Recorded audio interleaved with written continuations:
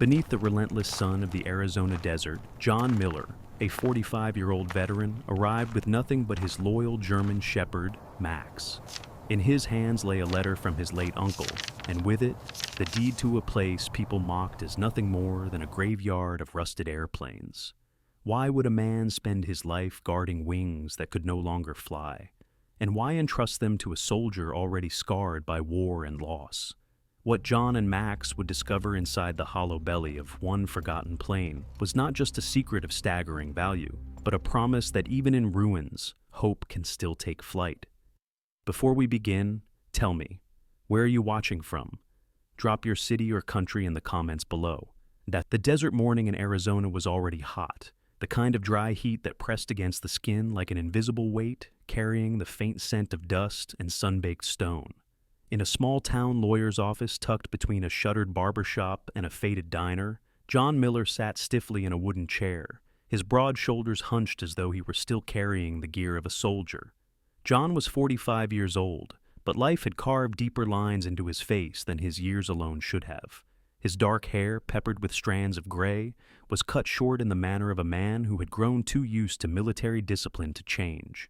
A neatly trimmed beard shadowed his strong jawline, and his eyes, steel blue, sharp, and tired, carried the weight of battlefields long behind him, but never truly gone. His body was still strong, the build of a man who had once shouldered rucksacks across deserts and mountains.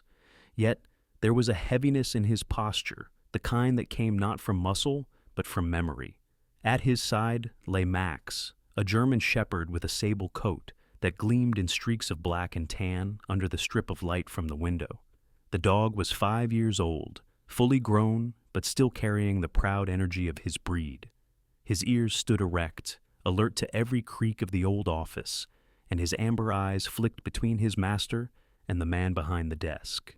Max had served alongside John during his last deployment overseas. He was not a military K-9 by official record, but a rescue John had bonded with while stationed abroad. Their connection had been forged under fire and sealed in the silence afterward. To John, Max was not just a dog, he was a brother in arms, the only living soul who understood the silences that haunted him at night. Behind the desk sat Martin Caldwell, the town's only lawyer, a man in his early 60s. He was lean and wiry, with a head of thinning white hair combed back neatly, though the desert winds often undid the effort. His spectacles rested low on his long, narrow nose, giving him the look of someone always peering over rather than through. He wore a gray suit that had seen better days, pressed carefully but worn at the elbows. Despite the sharpness of his features, his voice carried the steady patience of a man who had seen every kind of client come through his office. Farmers on the brink of losing land, widows holding trembling hands over inheritance papers, young men caught in reckless mistakes. Martin's life had not been touched by war but by decades of stories, and it had made him cautious, deliberate, even a little weary. "John," Martin began, his voice calm, almost apologetic, "your uncle's estate wasn't much, but what he left only to you." He slid a large envelope across the desk. The paper was yellowed at the edges, the handwriting on the outside neat but shaky. The ink faded as though written with hands unsteady from time or illness. John hesitated before reaching for it. His uncle, Richard Ward, had been more of a myth than a presence in his life. He remembered the tall, angular man, with oil-stained hands and a quiet demeanor, who had shown up at his father's funeral 15 years ago. Richard had been a military engineer, working on aircraft maintenance and design, but after retiring, he had vanished into the desert, living alone, rarely writing, never visiting. The family whispered about him as eccentric, even crazy. John had been too busy fighting his own battles, first in uniform overseas, then in his own head when he returned, to give much thought to a reclusive uncle. Now, staring at the envelope, he felt a ripple of unease. Inheritance in his mind belonged to people who had roots, who built families, who tended houses. Not to him. He had lived in motels, in rented trailers, drifting from job to job, construction, warehouse shifts, nights hauling crates at the loading docks. He had no family, no children, only Max. And now, a man he barely knew had decided to leave him something. He pulled the envelope closer, his rough fingers fumbling slightly as he opened it. Inside was a deed, stamped with the seal of the county recorder's office, and a letter, folded carefully, written in the same steady but fading hand. John unfolded it slowly, his eyes scanning the words. John, if this letter has reached you, then my time has ended. What I leave behind may look like nothing to the world, and perhaps even to you. It is a graveyard of machines, a desert of rust. But remember this, not all burdens are curses, and not all ruins are empty. There are things we keep not for ourselves, but for those who come after. I kept this place alive for as long as I could, not to be remembered, but so that its truth would not vanish. Now it is your turn. Richard Ward. John read the words twice, 3 times, as Max pressed against his leg, sensing the tremor that had entered his body. A graveyard of machines, a desert of rust. He imagined what it meant. Perhaps the rumors were true, that Richard had lived among old airplanes left to rot in the sand. What could possibly matter about that? His first feeling was disappointment. He had hoped, naively, foolishly, that maybe his uncle had left behind something useful. A house, some savings, anything to lighten the weight of bills that piled on his kitchen counter. Anything to keep him from wondering if he'd have to sell his truck before the winter. Instead, he was being handed ruins. But the more he read the letter, the more the words pressed into him. Not all burdens are curses. Not all ruins are empty. He thought of the war, of nights when rubble had surrounded him, when death hung in the air, and yet somehow there had still been moments, brief, impossible moments, of humanity, of hope. Maybe the old man wasn't crazy. Maybe he had guarded something the world had forgotten. John folded the letter back, his jaw clenched. He glanced at Martin. That's it?" he asked, his voice low, hoarse from disuse. Martin nodded slowly. "That's it. The property is yours. Some folks in town used to laugh, say Richard was just living with junk, old airplanes from decommissioned yards. But he paid taxes on it, kept it all legal. Never let it go." John's lips twisted into a bitter half-smile. "Guess now I get to be the town fool." Martin leaned forward, his eyes softening. "John, sometimes a man doesn't leave you money. He leaves you a riddle. Your uncle wasn't a fool. He was deliberate. If he wanted you to have it, it means there's a reason. What that reason is, you'll have to find out." John slipped the deed and the letter back into the envelope, standing. His tall frame filled the doorway as he adjusted his worn denim jacket. Max rose instantly, tail brushing the floor, ears high, waiting. As John stepped out of the office, the desert wind hit him, hot and dry, carrying the faint scent of sagebrush and dust. He looked at the letter once more before tucking it into his jacket. He had been mocked before, by civilians who didn't understand the scars soldiers carried, by employers who saw him as nothing more than a strong back, by himself, when he looked in the mirror and wondered if anything he'd done had mattered. If the town wanted to laugh again, let them. He had faced worse. He glanced down at Max, whose steady gaze met his. "Well, boy," John murmured, his voice almost tender. "Looks like it's just you and me again. Guess we're gonna see what kind of ghosts live out there." Max barked once, sharp, confident, as if agreeing. John started toward his truck, the envelope pressed against his chest. The road ahead stretched out into the desert, into the unknown. For the first time in months, maybe years, he felt the faint stir of something he hadn't let himself believe in for a long while, curiosity, and beneath it, a whisper of hope. The sun over Arizona was merciless, a white-hot disk suspended in a cloudless sky that turned the horizon into a wavering mirage. Heat shimmered above the cracked earth as John Miller guided his old truck down a dirt road barely wide enough for 2 wheels. The engine growled and shook, each jolt rattling through the steering wheel into his arms. Beside him sat Max, the German shepherd, his head out the window, ears cutting the hot wind, amber eyes scanning the endless desert as though he too sensed they were approaching something more than just empty land. The deed and letter from his late uncle lay on the passenger seat, held in place by Max's steady paw. John had read them again that morning, the words gnawing at him with equal parts burden and curiosity. Not all burdens are curses, the letter had said. He wondered what kind of man Richard Ward had been, to spend his final years surrounded by wreckage. After an hour of weaving through scrub and sagebrush, the desert opened into a flat expanse. There, like fallen giants, lay the husks of airplanes. Their silver skins had dulled into pale rust and sun-bleached metal, wings sagging, noses buried in the sand, windows shattered. The sight hit John like a blow. They looked like warriors laid to rest, guardians of a forgotten battlefield. He parked the truck at the edge of the graveyard, cut the engine, and let silence swallow him. Max leapt down first, his paws crunching against the brittle ground. He sniffed the air, then padded forward, tail stiff, ears erect. John followed, his boots sinking slightly in the dust. With every step, memories pressed harder against him.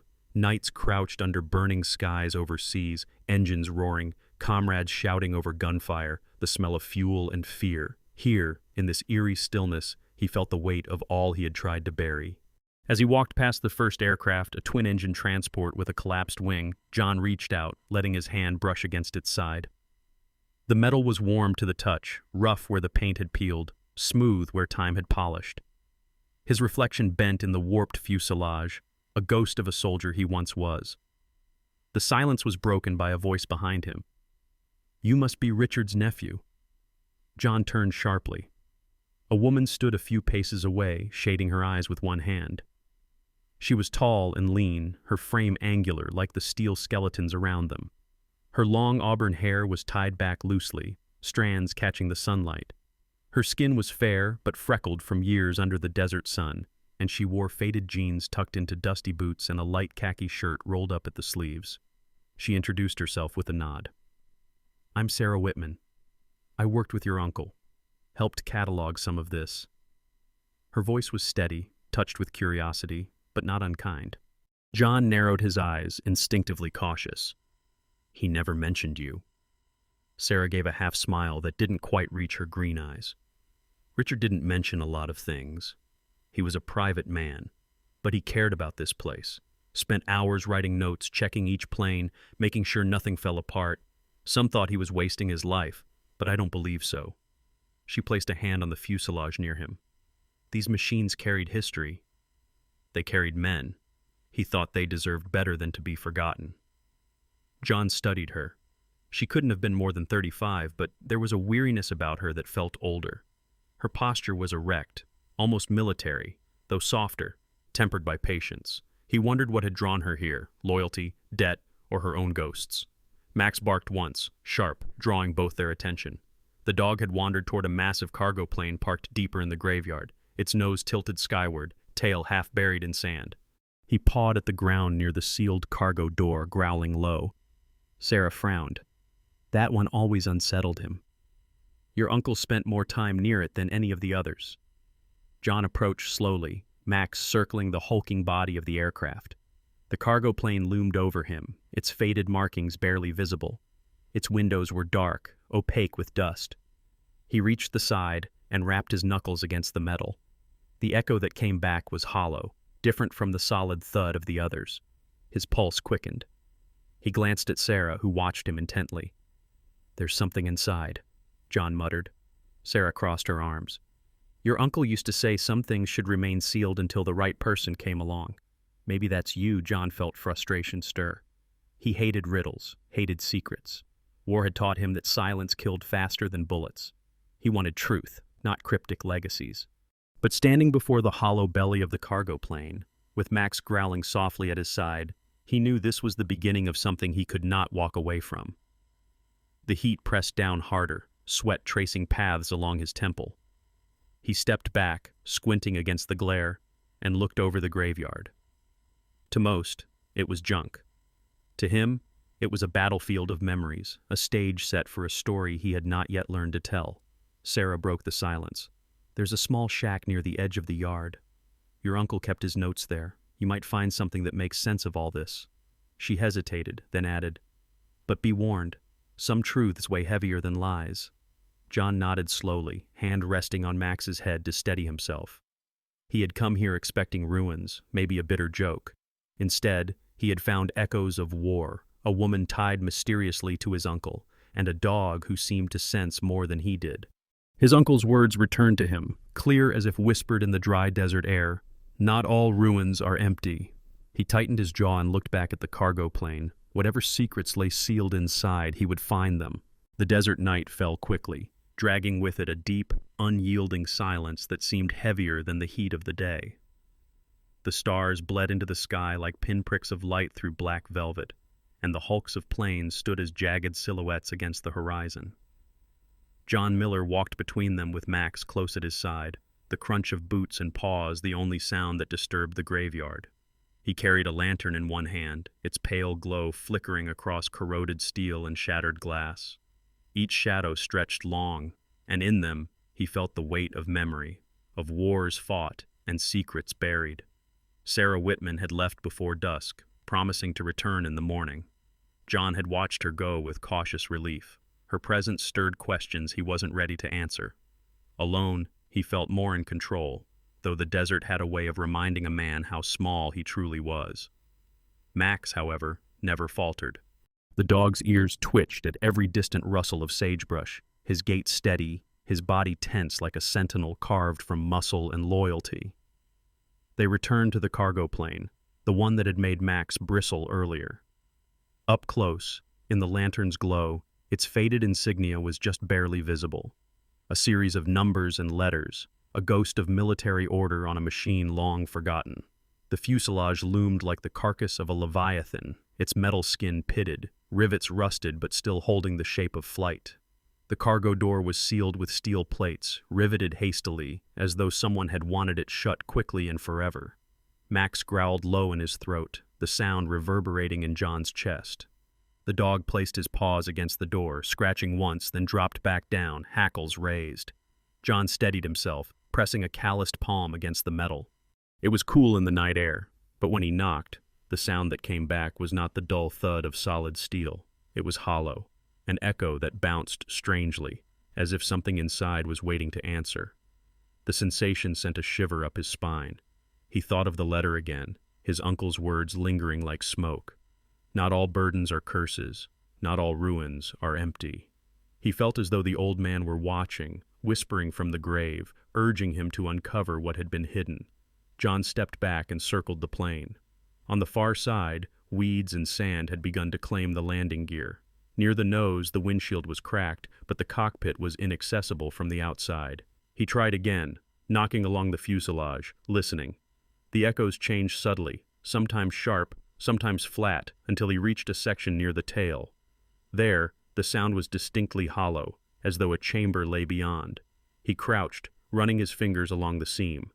"There's something in here, Max," he muttered. The dog's only reply was another growl, his teeth flashing white in the lantern glow. A noise behind him made John snap his head around. At the edge of the lantern's circle stood a man, tall and solid, his shoulders broad beneath a worn leather jacket. He was in his late 50s, his hair once dark but now streaked with silver, cut short around ears weathered by sun and wind. His jaw was square, marked by a close-cropped gray beard.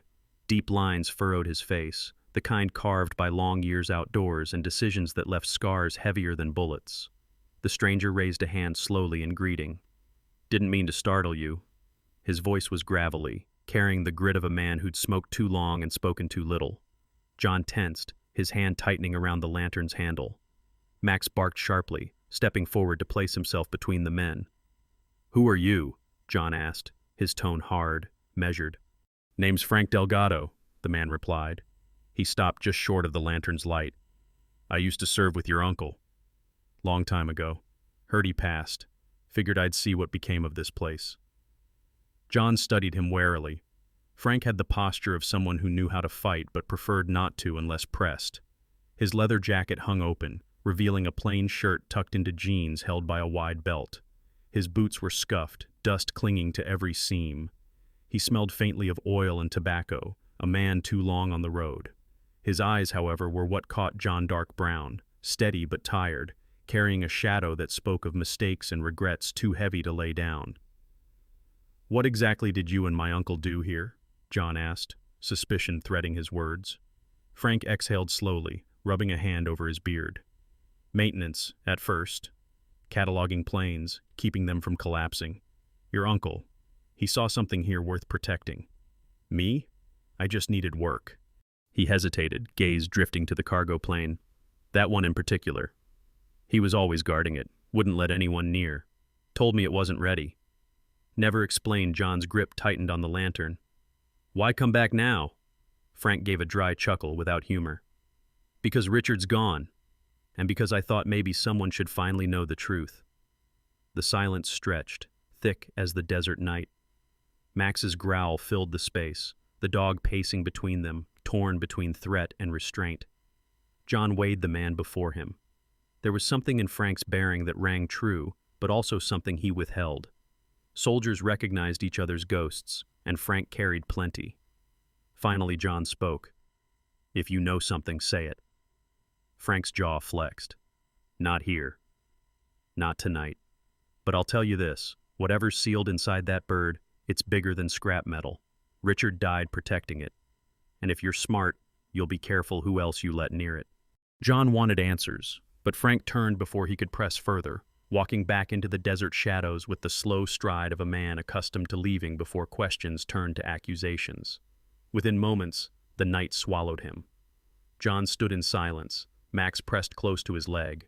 He stared at the dark cargo plane, the echo of his knocks still ringing in his ears. His uncle had guarded this secret. Now a stranger claimed it was worth protecting. The desert felt heavier, the night darker, as though unseen eyes lingered among the rusted wings. He touched the seam of the plane once more, whispering under his breath, "Not all ruins are empty." Max answered with a low bark, steady and certain, like a soldier affirming his commander. John knew then he would not walk away. The sun was already climbing high when John Miller pulled into the parking lot of the county records office the next morning.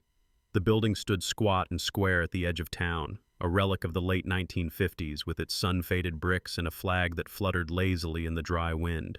The desert dust had worked its way into every crack of the stone, giving the place a tired look, as though it too had been keeping secrets for far too long. John shut off the engine of his battered truck and stepped out, adjusting the worn denim jacket he wore despite the heat. His boots ground against the gravel, and beside him Max leapt down, tail swaying once before settling into a slow, purposeful trot.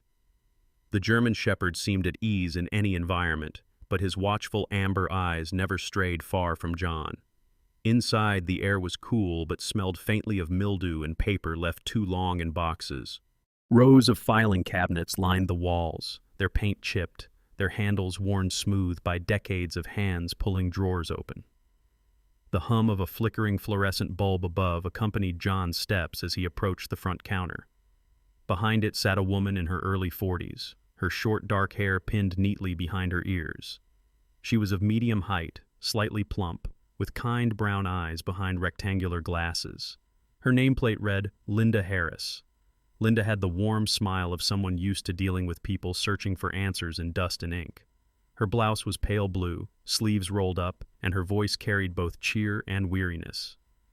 "Can I help you?" she asked, glancing briefly at Max before softening her tone. "Beautiful dog you've got there." "John Miller," he introduced himself, pulling the envelope from his jacket. "I need to see property records. Land tied to my uncle." Richard Ward recognition flickered in Linda's eyes. Ah, Richard, quiet man. Came in every year like clockwork, never said much more than a greeting, always paid on time. She slid a logbook across the counter, guiding him to sign in. "Follow me. I'll set you up in the archives room." She led him down a corridor that smelled of dust and floor wax, stopping at a heavy door with a glass pane. Inside, the archive room was dim and cool, walls lined with shelves stacked with thick-bound volumes, folders tied with string, and boxes labeled in faded ink. A long oak table sat in the center, scarred with decades of scratches. Linda gestured. "If you need anything specific, just holler." "I'll be in the office." John nodded, setting the envelope down and lowering himself into one of the creaking chairs. Max lay at his feet, head resting on his paws, ears twitching as though listening for more than just the hum of the lights. John began his search. He flipped through old survey maps, deeds typed in neat black ink, transfers of ownership scrawled in fading handwriting.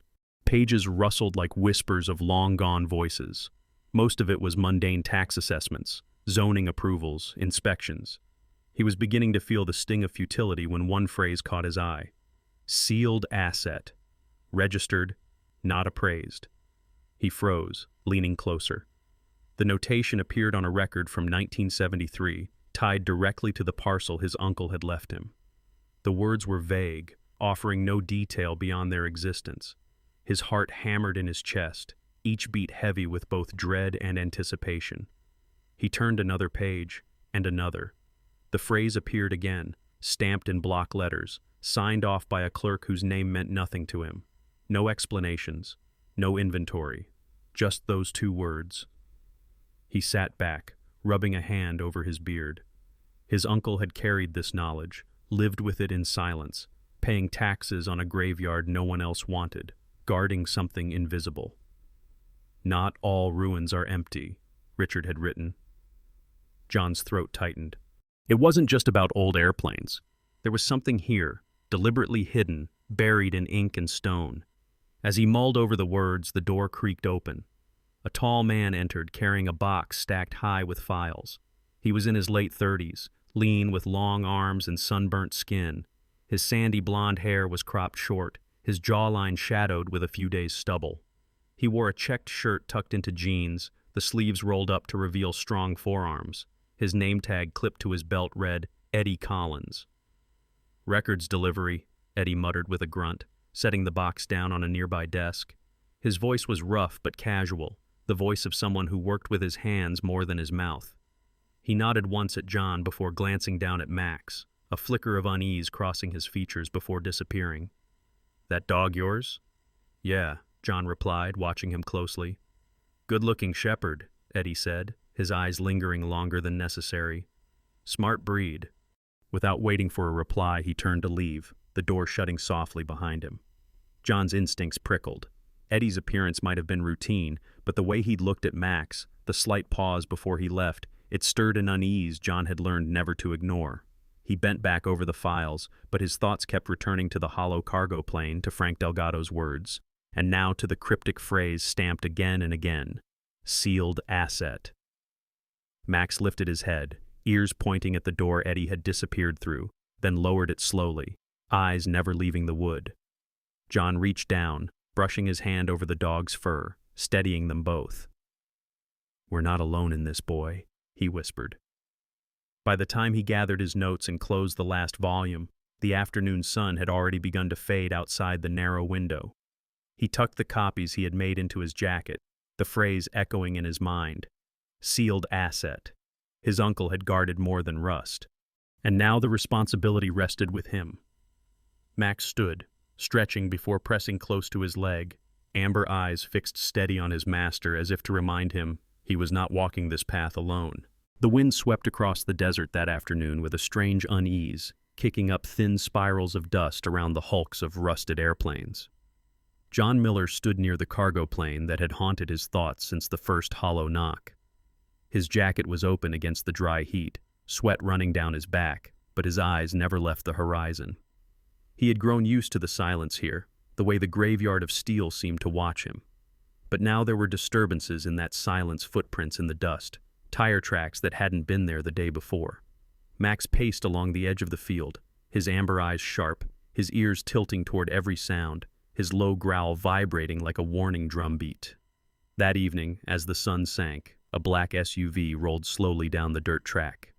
It was out of place in this landscape, polished chrome gleaming against the backdrop of rusted wings. The vehicle stopped near John's truck, its engine purring low. From the driver's side stepped a man who looked like he belonged to another world entirely. Howard Ellis was in his early 50s, tall and broad-shouldered, with a frame that spoke of years in boardrooms, not battlefields. His hair was thick and silver at the temples, combed neatly back. His tan suit was perfectly tailored, hugging his torso in a way that made his presence look calculated. His shoes' glossy black leather shone even under the layer of dust they had already picked up. His skin was smooth for his age, perhaps the work of expensive creams or just the absence of hard labor. His eyes were a sharp gray, always smiling, though the smile never touched the rest of his face. He closed the door gently and adjusted his cufflinks before approaching. "Mr. Miller," he called, his voice deep, smooth, rehearsed. "I trust I'm not intruding." John stood firm, his posture instinctively shifting into the stance of a soldier at rest but ready. Max growled low, stepping slightly in front of him. John kept his voice steady. Depends who you are and what you want. Ellis's smile widened just enough to flash perfect teeth. Howard Ellis, businessman, investor, a man who sees potential where others see ruins. He spread his hands as if to embrace the field of rusting airplanes. And what I see here, Mr. Miller, is opportunity. John narrowed his eyes. Funny, all I've heard from this town is laughter and pity. Now suddenly it's an opportunity? Ellis chuckled, low and confident. That's because you haven't heard the right voices. I represent parties interested in ensuring this land is put to good use. I can make you wealthy overnight. Sign it over, and you'll never have to worry about bills again. He reached into his breast pocket and produced a sleek folder, offering it forward. A purchase agreement. Fair, generous. I'd call it a blessing John didn't move to take it. His jaw tightened, his hands curling at his sides. My uncle didn't leave me this land so I could sell it to the first man in a nice suit. Ellis tilted his head, the smile never fading. You're a soldier, aren't you? I can see it in the way you stand. Soldiers know when to recognize a battle they can't win. This graveyard of machines, it will bury you. Maintenance, taxes, the weight of it. Let me take it off your hands. Let me free you from this burden. Before John could answer, Max barked sharply, teeth bared. Another SUV had pulled up behind the first, its headlights cutting across the desert floor. Two men stepped out, both in plain black jackets and jeans. They were in their late 30s, stocky builds, clean-shaven, with expressions that were professional but cold. Hired muscle. One wore mirrored sunglasses even in the dying light. The other had a faint scar running from his left temple down to his jawline, making him look perpetually scowling. John's heart rate picked up, though his voice remained calm. You always bring backup for friendly offers? Ellis only adjusted his cuff again. They're here for my safety. Nothing more. He let the words hang, then leaned slightly closer. Mr. Miller, I suggest you think carefully. A man in your position doesn't often get choices. Don't waste yours. John stared at him, then shook his head. Not interested. The smile faltered, just for a moment, replaced by a flicker of irritation in Ellis's gray eyes. Then it returned, polished and smooth. Very well. I admire a man who thinks with conviction, but conviction alone doesn't keep you alive out here. He gestured lightly, and the two men stepped back toward the SUVs. We'll talk again, when you've had time to consider what's truly best for you. With that, Ellis returned to his vehicle, slipping inside with the grace of someone used to doors being opened for him. Both SUVs started, engines low and menacing, before rolling back onto the dirt road. Dust clouded the air in their wake, lingering long after the taillights vanished into the distance. John exhaled slowly, tension leaking from his shoulders. He crouched, resting a hand on Max's neck. The dog's fur bristled under his palm, his body still rigid with unease. Yeah, John whispered. I don't trust him either. That night, sleep did not come easy. John lay on the cot inside the small shack Sarah had mentioned, listening to the creak of old boards and the steady breathing of Max curled beside him. Every time headlights flashed in the distance or an engine rumbled faintly across the desert, Max lifted his head, ears twitching, growling until the sound faded. John knew he was being watched. He could feel it in the shift of shadows, the subtle changes in silence. 2 nights later, while John inspected one of the smaller planes, Max barked furiously, tearing toward the edge of the graveyard. A dark sedan idled there, lights off, 2 silhouettes visible inside. The car sped off the moment John raised his flashlight. Dust swallowed it whole, but the message was clear. He was under surveillance. By the end of the week, John's patience was strained. He had endured mockery, poverty, and the scars of war, but this was different. The land was no longer a joke, and the men circling it weren't laughing. His uncle had been right. This was more than wreckage. Something inside the sealed cargo plane was worth protecting and worth stealing. John stood one evening beneath the shadow of the plane, Max at his side, staring at its riveted skin. The growl of passing engines echoed faintly across the desert, and he clenched his fists. They think this is theirs, he murmured to the dog. But as long as I'm breathing, it isn't. Max pressed against his leg, gaze locked forward, a soldier's stance in a dog's body. John understood then that the fight had already begun.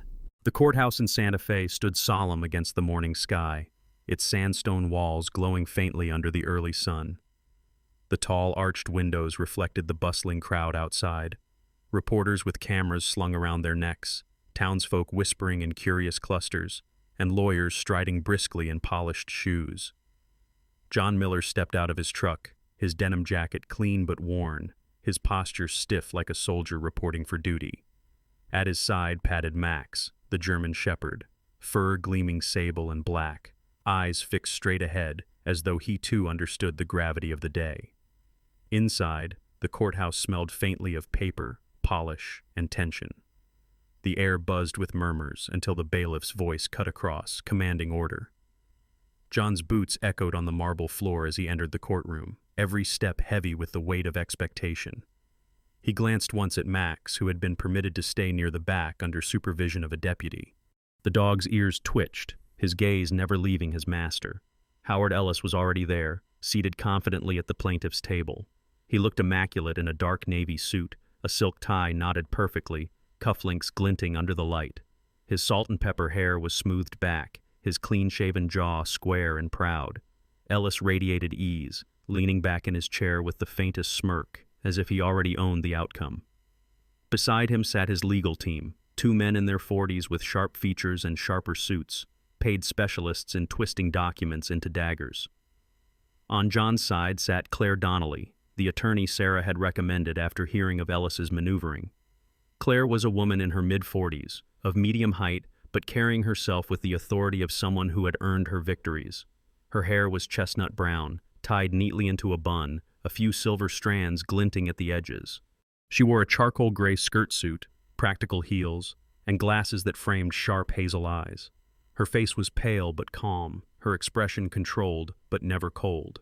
Colleagues described her as relentless yet fair, a woman who had fought her way up through land disputes in rough counties where corruption was common.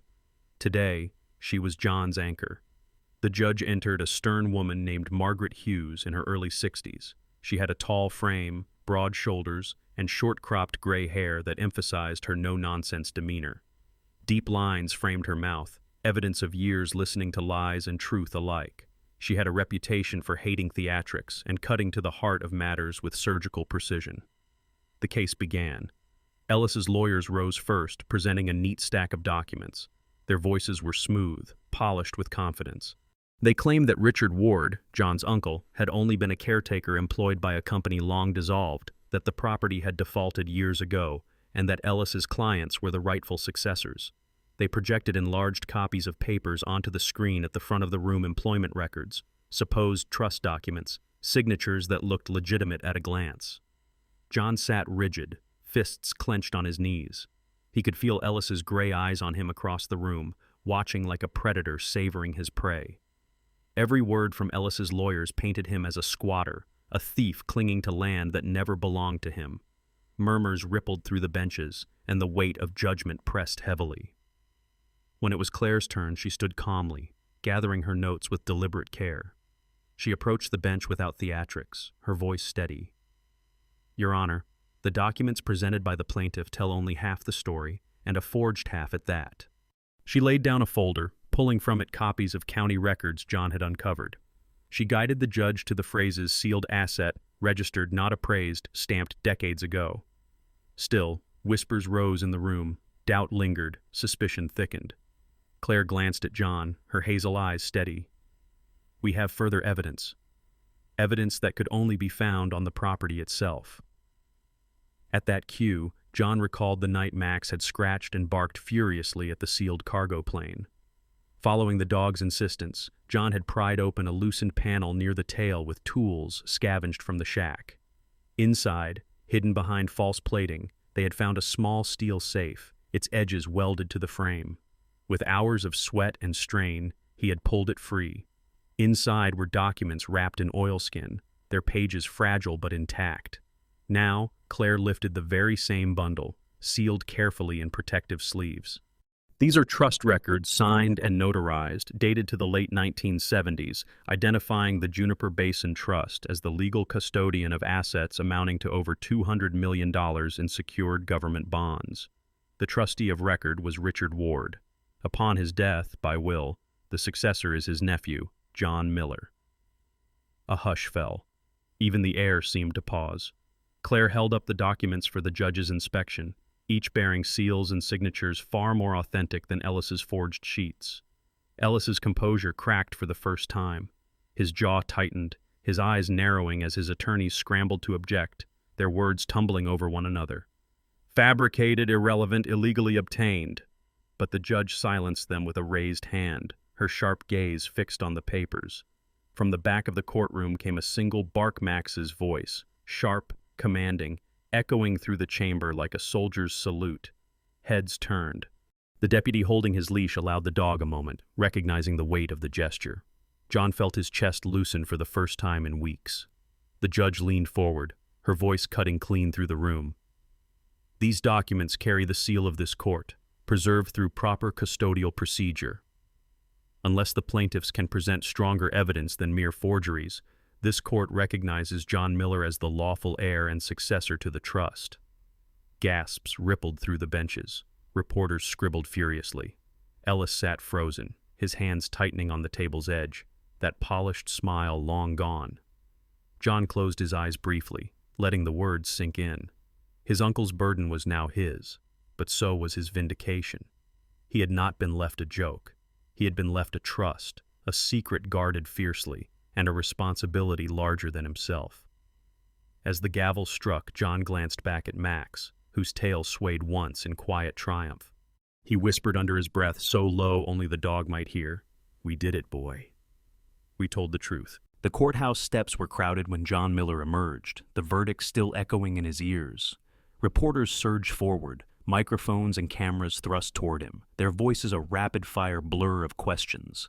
Flashes from cameras lit his face, capturing every frown, every line carved deep into his skin by years of war and hardship. John wore the same denim jacket he had walked in with, his posture stiff, his steel blue eyes unyielding.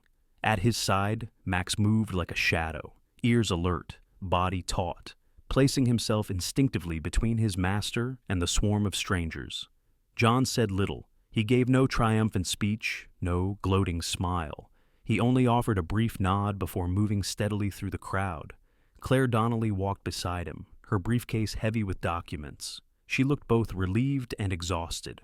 Her sharp hazel eyes softened now that the battle was won. She leaned slightly toward him and whispered, "You've done more than prove ownership. You've honored your Uncle John," only nodded, his throat too tight for words. Howard Ellis remained behind, surrounded by his attorneys. His perfect suit could not hide the crack in his composure. He spoke in hushed tones, jaw rigid, eyes darting toward John with a venom that no smile could disguise. It was clear this was not the end of Ellis's ambitions, but for the moment, he was cornered. Federal investigators were already circling, his forged documents under scrutiny. That evening, John returned to the graveyard of plains. The desert was quiet again, but it was no longer the silence of mockery or loneliness. It was the silence of a man who had carried a verdict in his hands and walked out whole. He sat on the hood of his truck, lantern by his side, Max stretched out at his feet. Above, the stars shone in their unbroken clarity, the same stars he had stared at during deployments overseas, wondering if he would ever make it home. Sarah Whitman returned the next morning. She looked different in the daylight, less of a mysterious figure and more of a determined woman who had chosen her path. She wore a simple cream blouse tucked into faded jeans, her auburn hair loose around her shoulders, freckles standing out against her pale skin. She brought with her a box filled with Richard Ward's old journals, pages yellowed and bound in leather. She set them carefully on the table inside the shack. "Your uncle wrote more than he ever spoke," she explained, her voice carrying a quiet respect. Notes about the plains, about the trust, about why he stayed. He didn't see this place as a prison, John. He saw it as a responsibility. A charge John leafed through one of the journals, his rough fingers brushing over the neat script. The words painted a picture of a man who had chosen solitude not out of madness, but out of duty. Richard had guarded the sealed trust, ensured the systems inside the cargo plane still functioned, and endured ridicule for a reason larger than himself. John closed the book slowly, his chest heavy. He saw himself reflected in those words. He too had been ridiculed, misunderstood, judged as broken. But now he realized perhaps his uncle had chosen him because he understood what it meant to carry a burden silently. Later that week, an old veteran named Samuel Briggs visited. Samuel was in his late 70s, tall but stooped from age, his skin bronzed by sun, his hair pure white cropped close to his head. A thin mustache framed his upper lip, and his eyes were sharp blue, though clouded slightly with cataracts. He walked with a cane, but still moved with a soldier's precision. He introduced himself as a man who had once served with Richard in the Air Force. Samuel's voice trembled with both age and memory. Richard trusted you with this because he knew you'd understand. Some inherit money, some inherit land.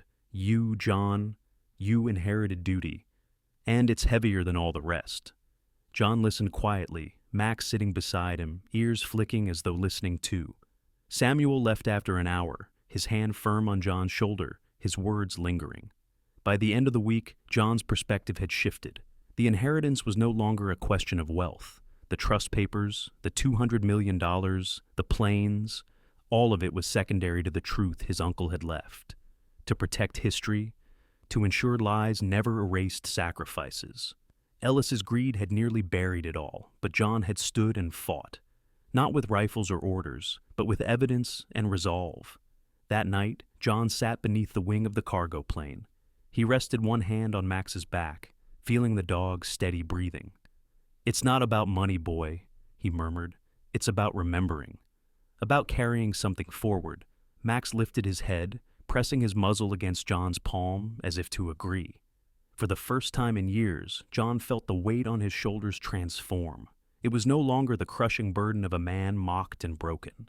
It was the steady mantle of someone entrusted with more than himself. He had become the soldier his uncle had known he could be, not by fighting wars, but by protecting truth. The desert wind no longer felt hostile. Months had passed since the courtroom battle, and the silence of the graveyard of airplanes had transformed into something new. Purpose. John Miller stood at the edge of the field where once the hulks of rusted planes had seemed like a curse. Now, under his hand, they were becoming monuments. His denim jacket was faded further by sun, his face bronzed by days working beneath the harsh Arizona sky, and yet his steel blue eyes had softened. He no longer looked like a man carrying only scars. He looked like a man carrying a mission. Max trotted along the dusty ground, his sable and black coat gleaming in the afternoon light. The German shepherd was tireless, now 5 years old but still full of vigor, patrolling as though every visitor were to be measured and weighed by his loyal judgment. His amber eyes often followed John with the alertness of a soldier still on duty.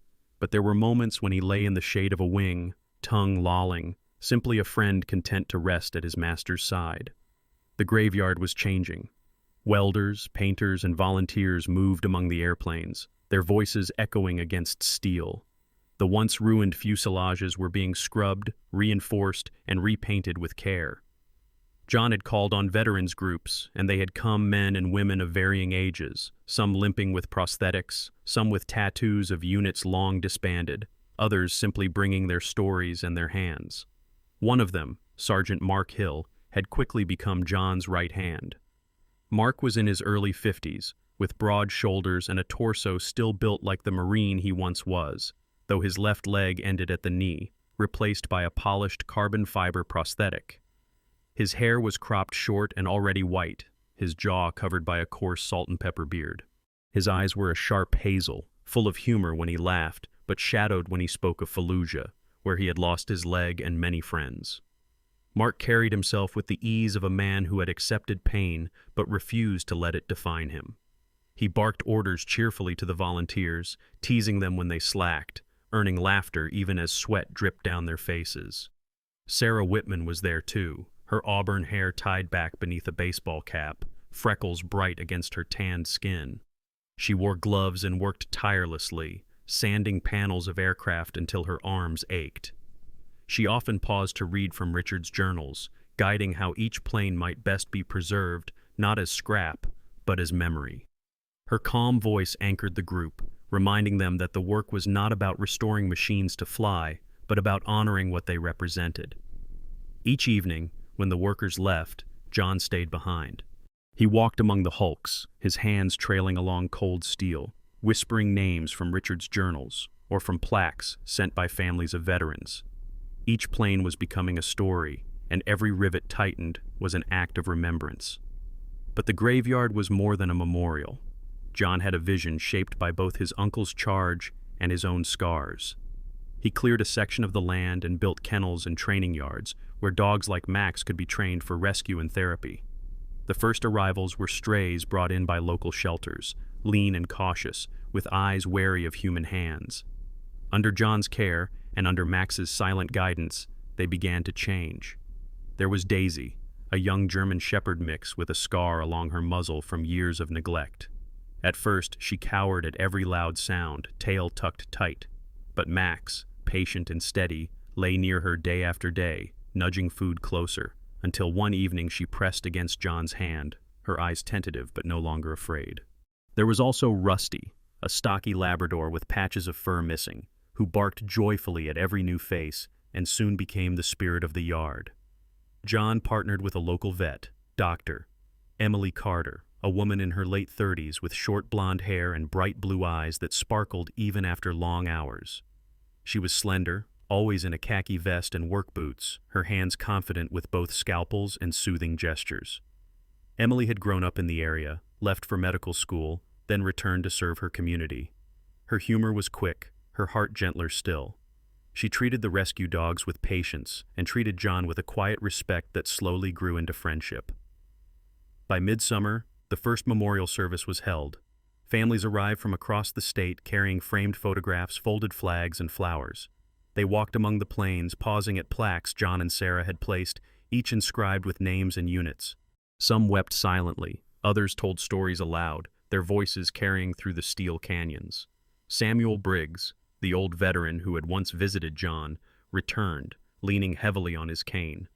His white hair gleamed in the sunset as he stood before a restored bomber, tears streaming silently down his cheeks. John stood beside him, offering no words, only his presence. When the crowd gathered, John spoke for the first time not as a defendant or a soldier, but as a custodian. His voice was low but steady.